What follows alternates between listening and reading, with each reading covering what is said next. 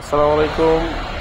Customer পাইকারি এবং খুচরা যারা ক্রয় করতে চাচ্ছেন, আমাদের কাছে অনেক গাড়ি রয়েছে। আপনারা সাধ্যমতো গাড়ি বাছাই করে নিতে পারবেন।